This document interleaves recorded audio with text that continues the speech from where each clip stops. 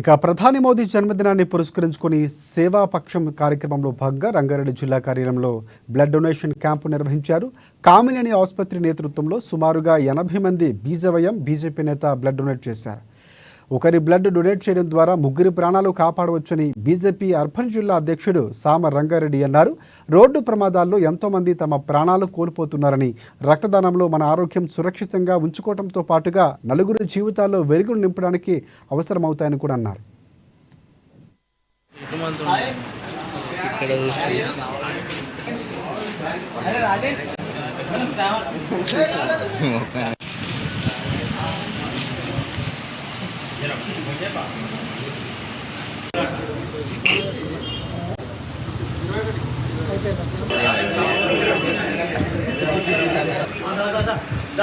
ప్రియతమ ప్రధానమంత్రి నరేంద్ర మోడీ గారి జన్మదినాన్ని పురస్కరించుకొని సెప్టెంబర్ 17 నుంచి అక్టోబర్ 2వ తారీఖు గాంధీ జయంతి వరకు సేవాపక్షం అని 2 వారాల పాటు అనేక సేవా కార్యక్రమాలు భారతీయ జనతా పార్టీ చేపట్టడం జరిగింది. దీనిలో ముఖ్యంగా హెల్త్ క్యాంపులు గానీ, స్వచ్ఛ భారత్ కార్యక్రమాలు గానీ, మాకే నామ్ ఏక్ పేడ్ అని ఒక చెట్టు మా అమ్మ మీద నాటాలని, అమ్మ పేరు మీద నాటాలని చెప్పేసి ఆ చెట్టును సంపూర్ణంగా సంరక్షించాలని చెప్పేసి, విధంగా ప్లాస్టిక్ ను ఒక మోతాదులో వాడి మనము పర్యావరణాన్ని రక్షించాలని చెప్పి ఇలా అనేక సేవా కార్యక్రమాలు భాగంగా ఈ రోజు ఇక్కడ బ్లడ్ డొనేషన్ క్యాంప్ కూడా ఏర్పాటు చేయడం జరిగింది. ముఖ్యంగా చాలా మంది యువకులకు అందరికీ బ్లడ్ డొనేషన్ చేస్తే, రక్తదానం చేస్తే దానివల్ల అనారోగ్యం అవుతుంది, రక్తదానం చేస్తే ఏదో అయిపోతుందని చెప్పేసి అపోహతో ఉంటారు. కానీ ముఖ్యంగా యువత గుర్తించాలి, మీరు రక్తదానం చేస్తే మీరు ప్రాణదాతలు. ఇంతకన్నా దానం చేయడానికి గొప్ప దానం లేదు.